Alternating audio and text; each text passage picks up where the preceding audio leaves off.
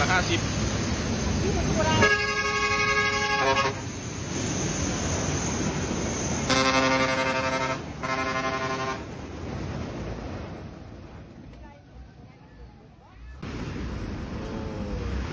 วันละ50 พัน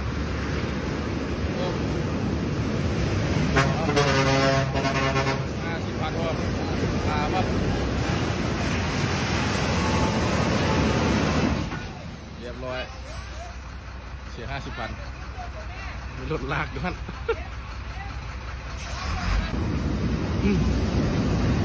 ละ50 พันรอดบ่รอดบ่บ่รอด10 พันเรียบร้อย